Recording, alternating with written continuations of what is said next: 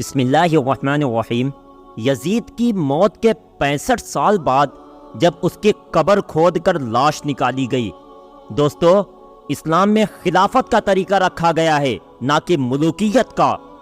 خلافت کا مطلب ہوتا ہے کہ مسلمان جسے مناسب سمجھے اسے اپنا اگلا بادشاہ بنا لے، اور ملوکیت کا مطلب ہوتا ہے کہ ایک بادشاہ اپنی وفات سے پہلے اپنے ہی لڑکے کو اگلا بادشاہ بنا دے۔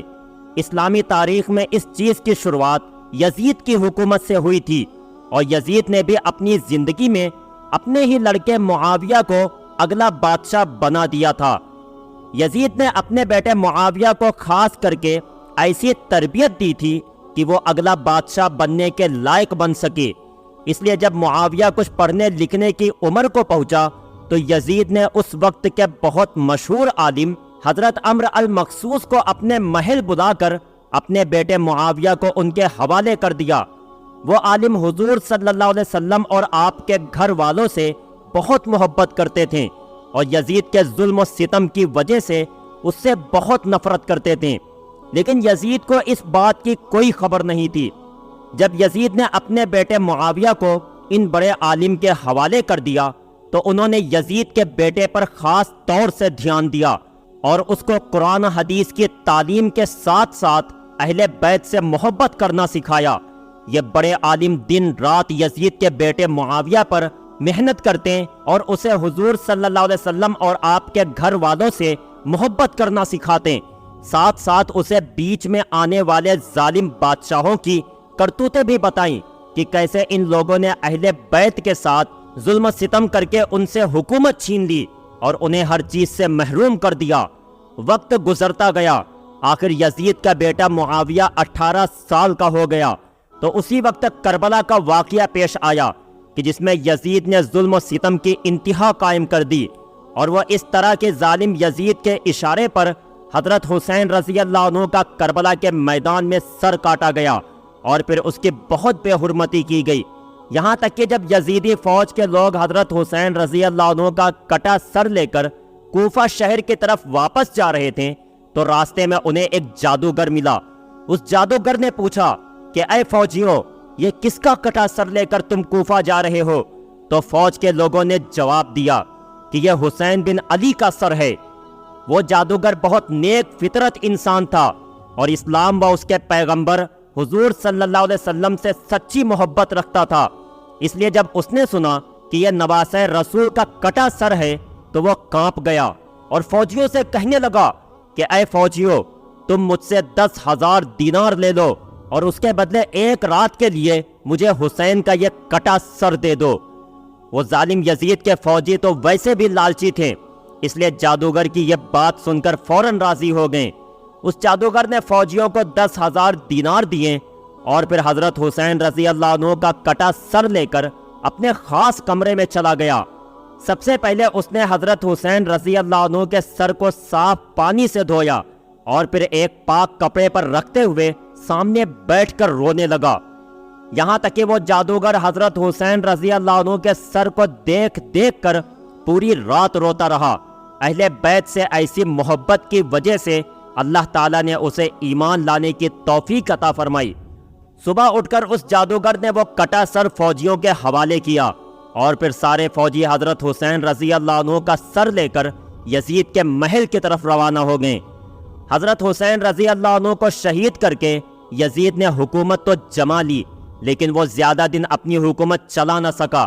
آخر کربلا کے واقعے کے 3 سال بعد سن 63 ہجری میں یزید کو ایک ایسی بیماری لاحق ہوئی کہ اس کی آنتیں سڑنے لگیں، اور اس کے پیٹ میں ایسا درد اٹھتا کہ وہ پورے محل میں کتوں کی طرح چیختا تھا۔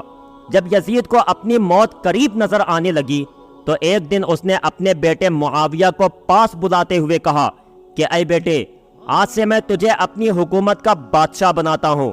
یہ سن کر بیٹے معاویہ نے جواب دیا کہ لعنت ہے ایسی حکومت پر جو اہل بیت کے سر کاٹ کر بنائی گئی ہو، اور لعنت ہے ایسی حکومت پر جو نبی کے گھر والوں کو زہر دے کر قائم کی گئی ہو۔ میں تو چاہتا ہوں کہ یہ حکومت حضرت زین العابدین کو سونپ دی جائے۔ بیٹے کا ایسا جواب سن کر یزید کے تو ہوش اڑ گئے، لیکن اتفاق کے اسی دن شام کو اس کی موت ہو گئی، اور وہ اس دنیا سے ذلت کے ساتھ چلا گیا۔ باپ کی موت کے بعد وزیروں کے بہت زیادہ کہنے پر یزید کے بیٹے معاویہ نے 40 دنوں کے لیے حکومت کی باغ ڈور سنبھالی، اور ان دنوں میں اس نے اپنے خاندان والوں کے ان کرتوتوں کا بہت گہرائی سے جائزہ لیا کہ جن میں انہوں نے اہل بیت کے خلاف بڑی بڑی سازشیں کر کے انہیں شہید کر دیا تھا۔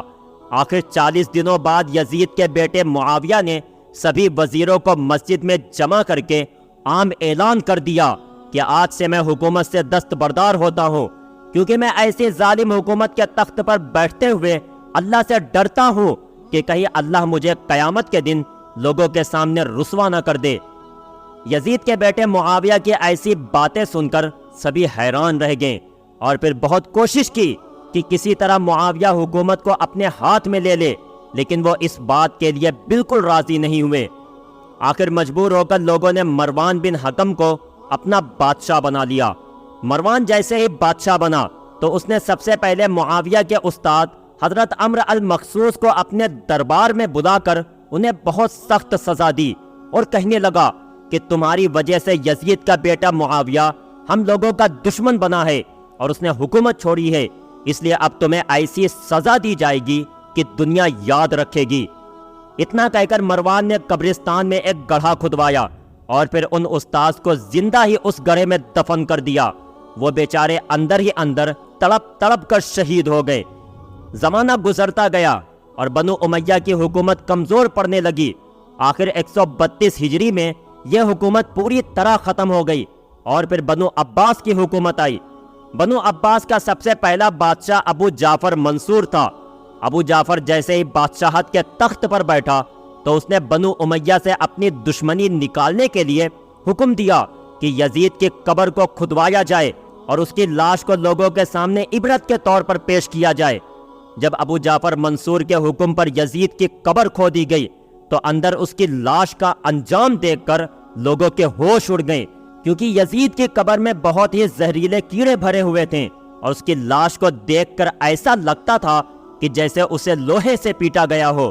آخر بادشاہ کے حکم پر یزید کی لاش قبر سے نکالی گئی اور پھر اسے عبرت کے لیے سولی پر لٹکا دیا گیا۔ ابو جعفر منصور نے لوگوں میں کھڑے ہو کر عام اعلان کیا کہ اے لوگو، دیکھ لو، جو بھی اہل بیت کے ساتھ برا سلوک کرے گا اس کا ایسا ہی برا انجام ہوگا۔